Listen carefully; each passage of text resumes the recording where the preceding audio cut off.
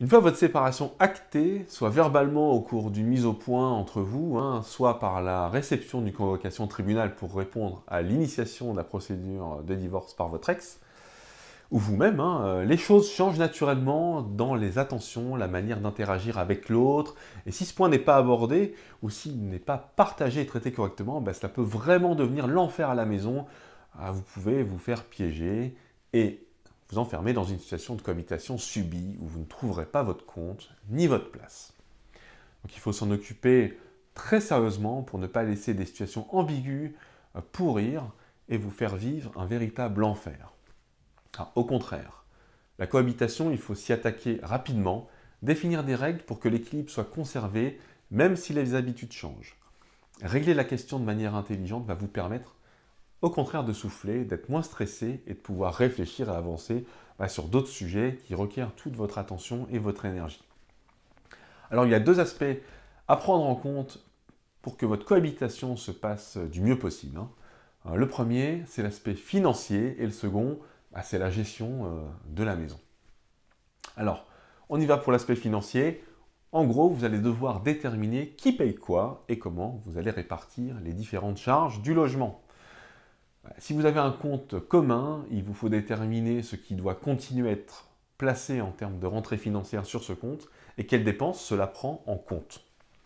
Pour vous donner une petite indication, suite à ma séparation, j'ai prévenu mon ex-femme que je participerai aux charges à la hauteur de ma quote-part de rentrée financière. De mémoire, c'était aux alentours de 70% de l'ensemble des charges, qui comprenaient les courses, Internet, le gaz, l'électricité, sans oublier le loyer et les impôts. Bref, tout ce qui était en commun. À sa charge de provisionner les 30% restants. Alors, nous avions déjà un budget pour les courses et nous savions combien nous dépensions pour ce poste de dépenses tous les mois, ce qui aide déjà beaucoup. Bon, en tout cas, il n'était plus question que cela soit open bar. J'ai donc ouvert un compte personnel dans une banque en ligne, ING Direct, avec 0 frais sur mon compte pour économiser de l'argent et j'ai clôturé mon ancien compte personnel à la Société Générale. J'ai rapatrié toutes mes dépenses personnelles sur ce nouveau compte en commençant par mon abonnement de téléphonie portable, par exemple. Et mon salaire, bien sûr. Voilà, cette étape, elle est vraiment importante car cela responsabilise et projette chacun dans sa future vie financièrement. Une fois la situation financière clarifiée, vous vous épargnez déjà bien des soucis. Voilà. Mais ce n'est pas tout, car en plus des finances, il faut s'occuper d'un autre point chaud, qui est le temps d'occupation de la maison. Pour résumer, il va falloir répartir le temps que vous passez à la maison et ce que vous y faites. Alors j'inclus deux éléments extrêmement importants que sont la gestion des enfants et celle des tâches ménagères. Pour les enfants, il vous faut déterminer qui s'en occupe le soir, si vous passez à table ensemble, qui s'en occupe le week-end. Voilà, cela paraît surprenant, mais dans bien des cas, un des conjoints aura une attitude complètement fuyante envers la maison et la vie de famille, voilà, et l'autre devra assumer peut-être plus les enfants. Voilà. En tout cas, il faut vous organiser un emploi du temps et gérer l'accompagnement des enfants avec les nouvelles habitudes. Voilà, personnellement, mon ex-femme ne travaillait pas, donc elle gardait les enfants après l'école. À mon arrivée, elle partait de notre logement pour ne revenir que le lendemain matin, des fois à l'aube, quand elle rentrait. Donc je devais donc assumer le repas des enfants, le couchage, le petit déjeuner, les explications aussi de l'absence de maman le matin.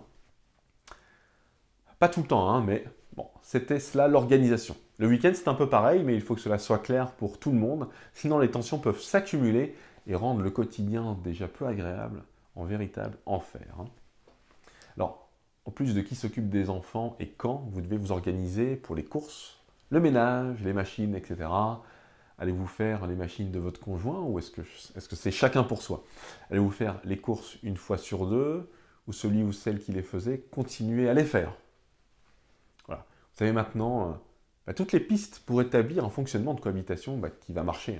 Il est important de ne pas quitter subitement le domicile familial et je finirai par cette mise en garde car le JAF va considérer cela comme un abandon de domicile et vous aurez un gros boulet au pied pour votre procédure de divorce. Si jamais vous partiez de votre domicile familial, il faudra en avertir votre avocat, le juge et bien entendu votre conjoint, tout en continuant à payer votre part des frais dus au fonctionnement du foyer. Cela équivaut à déjà mettre en place une pension alimentaire. On avance de phase. Voilà, j'en ai terminé avec ces conseils pour organiser au mieux votre cohabitation. Prenez les bonnes décisions. Bon courage et à bientôt.